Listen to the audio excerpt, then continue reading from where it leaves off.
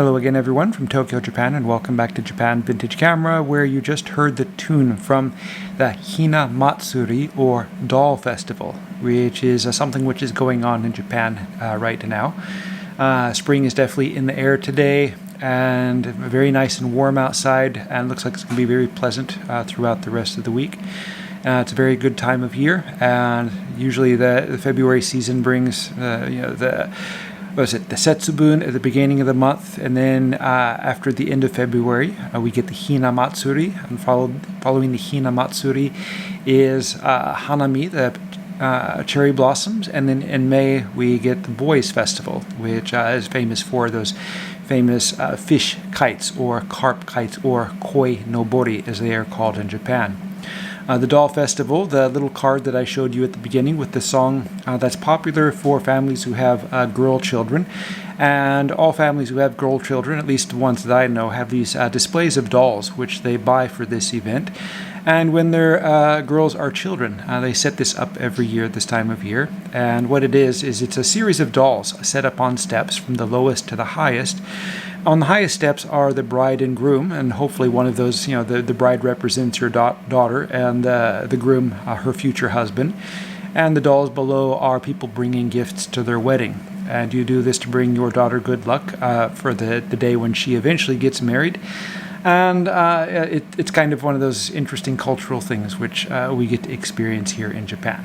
So anyway, let's go ahead and get started with the subject of today's video. And today I'm going to be talking about another large format camera. In this case, it's going to be the Graflex Crown Graphic 4x5 press camera, which was produced in 1940s, 1950s, and it's kind of like the one of the later versions of the Graflex 4x5 cameras. The Graflex camera was one of the world's most popular cameras with press photographers for quite a few generations. The earliest ones, you'll see examples of those like in the movie Iron Will, that Disney movie about the dog sled race, where at the beginning when the dog sleds leave, these men are out with these very large looking cameras with these flashes with flash powder. Those were the first versions of the Graflex press camera. Then those evolved into something similar to this, but a little bit more primitive, in that it was made mostly of wood covered with leather and such, and that was the Speed Graphic. And the Speed Graphic was quite an interesting camera. It was a 4x5 inch camera with more of a standard design, but it included a focal plane shutter built into the back of the camera, which allowed you to shoot it with lenses without shutters attached to a lens board, which could be adapted to the camera. This is very useful for using the earlier lenses, say the turn of the century, and I mean like turn of the 19th century, lenses which didn't have built-in shutters, and those could be used on this camera. And also a wide assortment of other kinds of, say, medical lenses, x-ray lenses, aircraft lenses, things like that could be used on the Speed Graphic. Really cool. But the focal plane shutter added kind of an additional level of complexity to the camera, which wasn't so much desirable for press photography. So when the Crown Graphic came out, it did away with that feature. The Crown Graphic still featured a lot of wood in its construction, but featured more metal, and I think it's a more attractive camera than the earlier Graflex cameras, though not as modern as the one which replaced it, which was the Super Graphic or Super Speed Graphic, depending on which version it was. This camera was made in America, like the earlier Graflex cameras. The Super Graphic or Super Speed Graphic was made by Toyo in Japan. Let's go ahead and take a look at the features, controls, and functions. The first thing to look at is the size of this camera, and it is rather big, but it's not particularly heavy for a large format camera. It's designed to be folded up and carried inside a case or a bag, and this will fit in most decent size camera bags nowadays. I was carrying this in my DSLR bag, in addition to the video equipment which I'm using to shoot this video right now. It fits quite well. It's a little bit on the heavy side, but you can't really expect a large format camera to be very light. But on the other hand, its weight is about the same as a pro-level DSLR camera with a battery pack and, what we call a fast zoom lens. But what's the interesting thing about this is that this shoots with amounts of resolution that no, I guess, normal 35mm full frame format digital camera or larger format digital camera can match. When I did the video, my last video about the large format camera, that was the Toyo Super Graphic, and I talked a little bit about using a camera like that. I went out to a lake out in Chiba to take pictures of the autumn scenery, and I got the film back from the lab, and I scanned it at home on an Epson flatbed scanner. It's kind of a low resolution because it takes a long time to scan this film at high resolution. And when it was done and scanned onto my computer, I was getting images which it said were about, a crazy amount, 150 megapixels of resolution. And I thought that, well, just because it says it has that much resolution doesn't mean it really has that much. That's a kind of unusual thing about, when we, in the megapixel resolution revolution, is that how many megapixels there are in an image is pretty much, there's not a real standard. Pretty much any company can say whatever they want in regards to how much resolution their cameras make. And in most cases the resolution is overstated. And I thought that it would be the same situation with my scans until I was looking at them, and then I started using my mouse to zoom in. And in my image, far off in the distance, there were fishing boats, which were the kind of like spots on the negative, really. But as I zoomed in on the image on my monitor, it just kept zooming and zooming and zooming. It's like going deeper and deeper and deeper, far deeper than I could get into, in other formats. And when I got to the boats, not only could I see the boats, but I could see that there were men standing on the boats and fishing. And not only were they fishing, I could actually, the fishing line from the fishing rod to the water was actually shown in the photo, which was something I couldn't even see that they were doing when I took the photograph originally. But this very old camera with a very simple lens, shooting on 4x5 film, was able to catch that kind of resolution. I was quite amazed.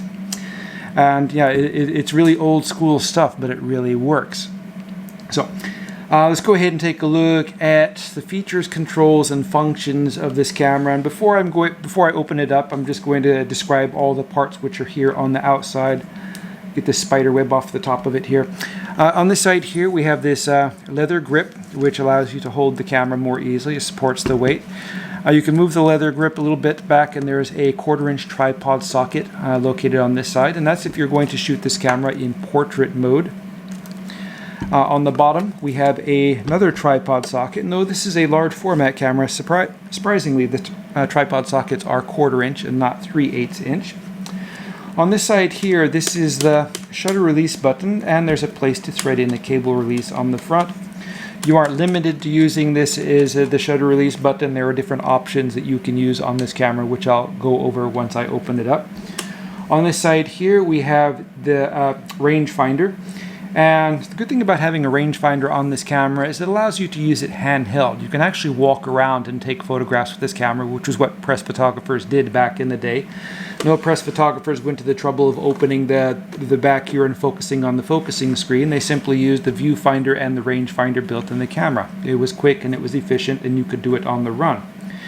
There are adjustments here on the top for adjusting the rangefinder, and there's kind of a bracket thing here on the side for more attachments. I believe they had some things like lighting assistance or things like that, which you could attach to the rangefinder and use it to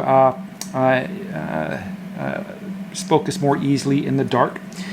The rangefinder here, it's threaded on the back to accept diopter eyepieces to improve the accuracy. On the top here is the viewfinder, and this is what you look for when you are taking a photograph, in most photographs. These are arranged in different sizes for the different lenses. This one here, someone wrote with a marker for 135, and that matches the lens which is installed on this camera. This camera has a 135mm lens. Now these can be, there's a tab here which is a little bit stuck, but if you push it you can remove this and take it off the camera entirely. These masks here have screws on either side. You can replace these with masks for different size lenses. You can find these on eBay, and there are even guides showing how you can make them yourself. There's a shoe here for mounting a flash gun.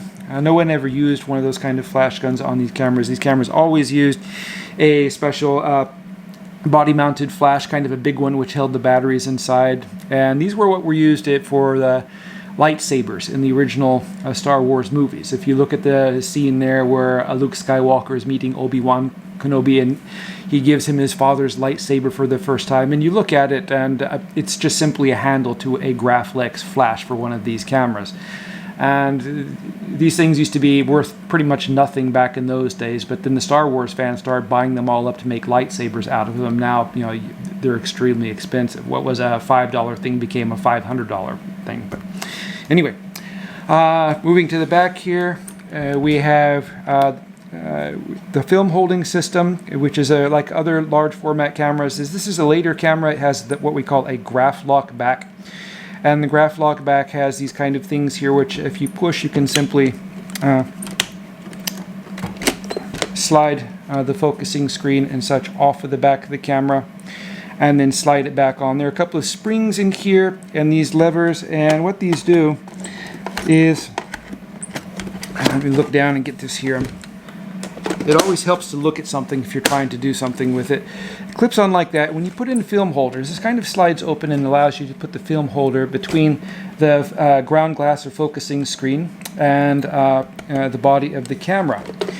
Now, the good thing about this is these come out quite far. You notice I can get this thing out several, a couple, 3 centimeters like that. You can fit the standard plastic 4x5 film holders in this camera. You can buy these for next to nothing on eBay. This camera will also work with the Fuji PA45 and PA145 instant film backs, so you can use Fuji pack film with this camera with these backs. And it can also use the Grafmatic back, which was a really cool back for taking rapid exposures with 4x5 film. Inside this back, there were what were called septums, and little things which separated 8 sheets of film. And you load 8 sheets of film into the film back, and when you're taking photographs, you simply pull the handle back and forth, and that changes the sheets of film, and allowed you to take the photographs in large format actually quite quickly. Most photographers in those days used the standard 4x5 plastic backs, the Lisco, Regal, or whatever kind of film holders, and these can be used quite quickly for normal photography, and they're more than adequate for tripod photography when you're setting up the camera up on a tripod, which is what most people do when they're shooting large format. And of course, you can also use roll film backs on this camera. So you can use their Graflex, Horseman, Toyo, and other kind of film backs, which can be used on this camera quite easily. If you remove the Graflock back, you have these levers here or latches, and you can attach a roll film back adapter, and then you can shoot in 6x4, 5, 6x6, 6x7, or 6x9 formats with 120 roll film or 220 roll film. A wonderful feature. We have a funny thing here on the back here. We have this ring here on the back of the viewfinder. This tape just came off. Someone had this taped in one place. This dial here is for parallax correction, and as you turn this, the aperture in the back moves up and down and allows you to adjust the camera for parallax. It's a feature which isn't really necessary. With a little practice, you don't need to mess with this, but it was, I guess, a feature which could be listed in a sales catalog by Graflex in those days, so they added it on. You have this pop-up thing here, and this is for the rear part for the sports finder. As I said before, this is a press camera or newspaper photographer's camera, and yes, people used to shoot sports with these cameras. They used to take photographs of the, if you see Babe Ruth in the World Series in the old days, taking a home run swing, more than likely it was shot on a camera like this. Let's go ahead and open the front of the camera, and this is kind of a challenge to someone who's never touched one of these cameras before. There's a button for opening the camera, which is underneath the leather on the top. This camera's been used a fair amount, so you can see the bump here where the leather, where the button is under the leather. Some cameras people haven't used that much, sometimes hardly at all, and it's kind of hard to find out where it is, but it's just behind this little tab here that says Graflex. You go back about ½ an inch and just push, and the front of the camera opens like so. When it opens, you push it all the way down until it locks into place like so. And here you get to see the inside of the camera with the lens board, the lens assembly, and all the other stuff which goes with it. On the bottom we have the focusing track and a few other things, as well as the focusing rings which you turn to focus the camera. When you open the camera, the first thing you want to do is pull out the lens so the camera can be operated. This lens and lens board push back in the camera so you can fold it up to store it. This here is a 135mm lens, which was the standard lens for these cameras. This lens, or say the 127mm Ektar lens, and sometimes 90mm lens came in these cameras, but the most popular was the 135 camera by the time the Crown graphic came out. What you want to do is pull the lens out, and if you look at the bottom here, on the rails on the bottom, the focusing rails, they usually have tabs here on the bottom. 2 sets, 1 set, 2 sets, sometimes 3 sets, depending on how the previous owner had set up the camera or what lenses he was using. And generally, the rearmost ones are for the wide angle lens, and in a Graflex camera, it's usually 90mm. So you would lift these up, and then you would pull the lens forward. And if you have a 90mm lens, it'll stop here close to the back. This one has an additional set for the 135mm lens, so you flip up these tabs here where my fingers are, and you pull this ring so it's pointing forward, and then just slide the whole lens assembly until it stops on these detents. And this sets the camera, so when it's at infinity focus, the lens is 135mm from the film frame. So let's take a look at the front standard of the camera. The first thing we have is the lens on the front, and this is just a typical 4x5 inch, I guess large format lens, very similar to lenses which also came on medium format or even 35mm cameras in its construction. This is a user serviceable lens, so sometimes these need lubrication or cleaning. You can simply unscrew the front element and it comes off, and that allows you access to the inside for cleaning the optics or cleaning oil off the shutter blades or whatever. Behind that we have the shutter speed ring. Now, this is a later model lens which someone adapted to this camera with a 1/500 maximum speed. Next to that we have the aperture adjusting lever. On top here we have a lever for opening and closing the shutter. So what you do to use this, you have to charge the shutter, and then if you push this lever, and it has, someone wrote a little sticker here for open and closed, and this opens the shutter and allows you to focus the camera using the ground glass on the back. This is an important feature if you're using this camera on a tripod and you want to take advantage of the movements on the front of the camera. What I say by movements is that you are able to move the lens on the front of the camera not just in and out, but you can also move it up or down, or you can tilt it. And this allows you to make adjustments for perspective, especially when you're shooting things like buildings or whatever. So let's say that you are shooting a picture of a building, apartment building or something like that, and you're rather close to it. And when you stand close to something which is tall, it's kind of wider at the bottom and it gets narrower as it goes up to the top. But by lifting up the standard on the front here, the lens changes the perspective of the subject, and it makes it wider toward the top as the lens moves up. You're kind of limited in how much you can adjust the perspective, but you can adjust a little bit to make an improvement in the image. This camera also has what is called a tilt on the front, and that allows you to tilt the lens like so. And there's an old trick in large format photography which allows you to tilt the lens somewhat, and this allows you to increase the depth of field without stopping down the aperture, which is something which is important in a situation where you want to shoot at a larger aperture or where the light limits how much you can close down the aperture.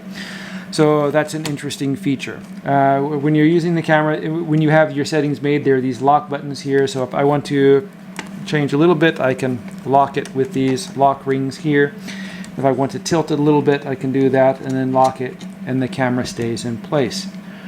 Focusing the camera, you turn these two dials where my fingers and thumbs are going right now. We have focusing scales here, which are arranged for the different lenses because each lens has a different focusing range. Wider angle lenses will have a smaller focusing distance than telephoto lenses.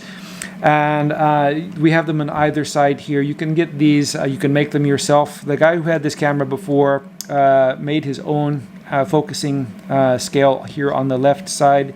I guess he preferred the location rather than using the one on the right side here.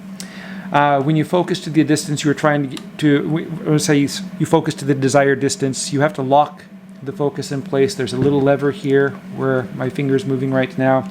You pull this backward and this will lock the focus, and that way when you've set up the camera and all that, and while you're setting it up, the bellows won't pull the lens back inward and knock the focus out. So all the little locks and stuff here make this camera pretty good for general photography or shooting, the basics in perspective control. They make these lenses for film cameras, 35mm cameras, what they're called PC lenses. They made them for Nikon, Canon, Olympus, and such. And these lenses are quite expensive to be able to add this perspective control. And of course we can do this now digitally quite easily. But if you can do it on film, or if you can do it mechanically rather than digitally, you can do it better with less artifacts or stuff like that. And if you do it with the lens and then decide to do it later digitally, it still looks better. So it's really wonderful to be able to have these ways to adjust for perspective. Unfortunately, this version of the camera does not have what are called swings. That's where you can turn the lens left and right. You can raise the lens up or down, and that adjusts the vertical perspective. If you can turn the lens from left to right, that can adjust the horizontal perspective. So if you're taking a picture of a block of houses, and the closest house is taller, or the next house is less tall, and then they get smaller as they go down the road. If you swing a little bit, you can kind of make the houses at the end of the street a little bit taller, and that makes for a better composed image, or depending on what you're trying to do. Some people like the geometry of something which gets bigger and goes to smaller, while other people, if they're doing like a publication for say real estate advertising or whatever, they don't want that. They want everything to look the same. So that's a feature which you can use for this purpose. Pretty interesting. And something which once again you can do digitally, but it's better to be able to have the raw data or the raw information already done. That way it saves you a lot of time having to do it digitally later. And there's nothing one reason I like film photography is I don't like editing software, and I don't like Photoshop, and I don't like straining my eyes to the computer screen trying to get, I think it's better to do it on, the thing about doing stuff on film is it kind of makes you do it right the first time. So that kind of describes the stuff here. I mentioned before that there's a shutter release button here, but this button here only works if you have the original lens and the original lens system attached. So if I pull on the shutter button here, it causes this plunger to move up and down, and normally the shutter release arm for this lens would be located here. But the guy who had this camera, he wanted to use a later version lens and a faster shutter, so he adapted this one here, and the shutter release is located here on the bottom. And you can attach a cable release here on this side or various places on the camera. It depends on the kind of lens you're using. But the wonderful thing about this camera is you can use all kinds of different lenses. And if you're going to be focusing using the, not relying on the rangefinder, your option for lenses are just about limitless on these. From really wide angle to really long telephoto, really flexible. And it doesn't have to be specific. You can buy these lens boards on eBay or other places, or you can even make them yourself, and you can adapt just about any kind of lens to it. And if the lens is a little bit off one way or another, don't forget that you still have the ability to move things around a little bit to compensate.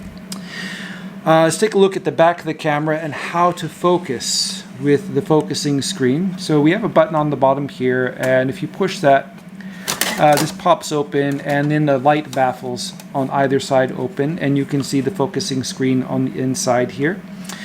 And when you are focusing with this, of course you have to first charge the shutter, and then you have to open the shutter like so. And if I do that and I was just looking out my window through the back of the camera, you can see the image, though everything is upside down and backwards. It makes it a little bit challenging to use this when you're not used to it, but that's just the way it works. It doesn't have a reflex mirror or a prism like an SLR camera or other cameras do. What you're doing is you're seeing exactly what the film sees when you look through the back of the camera. So When you're looking at the glass here, you focus using the glass and you make your perspective adjustments using the glass. You need to get a really close look to see exactly what you're getting, because these cameras are capable of such high precision. You have to make your precisions quite accurately. It's a good idea to wear at least reading glasses when you're trying to make focus adjustments on the back so you can see in detail. The better things to use are high-powered focusing loops. You just look through these, you set one end against the glass, and then you look through the other end in different parts. If you're just trying to get, you're shooting at something that doesn't use the rangefinder, and you are simply shooting something that doesn't need any perspective correction, you can just do precision focus and just put it right in the middle of the image, and that'll, as long as whatever you're trying to be focused on will show up there. But if you are trying to do perspective correction, you need to kind of focus on different parts of the image, because you can actually make different things in focus or out of focus depending on the perspective corrections you're trying to make, or the movements that you're making on the front of the camera. And all this folds quite easily back together. Whenever I say something's very easy to do, it ends up being very hard to do, but fortunately this was easy. I like the hood here on the crown graphic because all the parts are made out of metal. On the Super and Super Speed graphics, are made out of leather, and sometimes they deteriorate or rot or tear. This is kind of a more rugged and reliable system. And this one here, after all these years, at least half a century old this camera is, everything is still spot on. I mentioned earlier the sports finder when I popped open this kind of thing on the front. On the front here we have the front half of the sports finder, and that lifts up like so. I'll go ahead and hold this sideways. And this part here opens up, and when you look through this, you can kind of outline the square on the front, and you can actually use this quite accurately for subjects which are running around. Now, I've talked about when using the sports finder on like TLR or medium format cameras, that you should use this on subjects which are infinity. And if you're sitting in the stands or somewhere like that, and your subjects are running around on a field, you're going to be probably in infinity focus anyway. So you can use this quite accurately to take action shots. And as this camera has a fairly fast shutter on it, you can actually use this for taking pictures of people running around or stuff like that. And then this simply pushes back down like so. So when you're going to take a photograph with this camera, there are some steps. I might have covered them before when I was talking about the super graphic, but to use this camera here, the first thing you would have to do is get a set of film holders. You can get the regular plastic Lisco film holders on eBay. You should have at least 5 of them, and maybe more than that. Or if you want to shoot with the instant pack film, if you can find it. The film is quite expensive, but the film holders become less expensive. Roll film back's quite easy, but remember that the roll film back, so 120 roll film back, has a much smaller format. So if you're going to be focusing using the ground glass, it's a good idea to mark guidelines on the glass to match the format that you're shooting in. But what you do is you simply, once you load the film in the holders, and you slide it in the back here, and when you're taking a photo, you pull out the dark slide, and you charge the shutter, make your settings, whatever, and go ahead and fire. Or you can make those and pull out the dark slide and fire. And make sure you put the dark slide back in the holder. You pull the holder around, you flip it around the other way, put it back in, and that gives you a second exposure. If you're shooting with a ground glass on a tripod and using the front movements, open the back like so. Charge the shutter first, and then open the shutter, and then go ahead and make your focus adjustments until everything is set up. Make sure to lock all the adjustments, and then close the shutter. Always remember to close the shutter. I've learned this the hard way. Then you can put your film back or film holder, slide in your film holder, and then the shutter's already charged. You need to charge the shutter before you can open the shutter to do the preview. Set your aperture and shutter speed, and then simply go ahead and shoot the photo like so. Replace the dark slide in your film holder, pull it out, flip it over, put it back in. If you're using, say, instant film holder, you just pull it out. It's quite easy. And then if you're going to take the instant film holder out, make sure to put the dark slide in the instant film holder so you don't expose the film. Same thing applies to the roll film holders. It's not that hard. There are a few steps involved, but once you get the hang of them, it becomes really. And those guys who use these cameras for press photography in the past, I'm sure there were a few curses and a few missed photographs along the way, but they were able to go through these steps quite quickly. Quite amazing what they were able to do with these cameras. So what kind of person would like a camera like this? Well, it's kind of hard to say. These cameras are, they're kind of, back 15 years ago, these things weren't worth anything. You could buy one for $40 or $50 on eBay, complete and ready to use. And then film photography became something of a thing, and especially the larger, medium and large format cameras, and the value started to pick up a little bit. And then certain movies and things like that come up where people are using these cameras in the movies, and that knocks the value up. And then these things became actually popular with street photographers for a while. And I was surprised to see the amount of photographs or street photographers who were out using these things and what the kind of work they were able to do with them. And if you like the mechanics of photography, if you're not, like a lot of people are just point and shoot photographers, very easy when you use a phone, to get this way for taking photographs. But if you really like to take your time and get the maximum possible results for your work, a camera like this is really wonderful.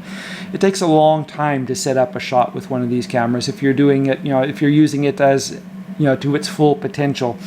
And there's something which I like about this. I like, first scouting out a place to take photographs, and then setting up the tripod, setting up the camera, setting up the film holders, taking the light meter readings, and then making the necessary settings on the camera, and then actually taking the photograph. The taking the picture is a second, and it's like, a lot of work goes up to that 1 second that you take the photograph, and then I might bracket a few times, increase the depth of field, decrease it, whatever. That's fun. And then I also like developing the film. And for color film, I have it done, of course, in a lab, but I do most of my shooting with these using monochrome film, which I can do in my kitchen or bathroom. And it's kind of fun to do, and it's especially wonderful to see the negatives come out and see them, that you've done everything yourself, and you have a negative which can be made into a really wonderful print. And of course, you can scan these digitally. The flatbed scanners get incredible amounts of resolution from large format cameras, so you can share the files quite easily online or with friends.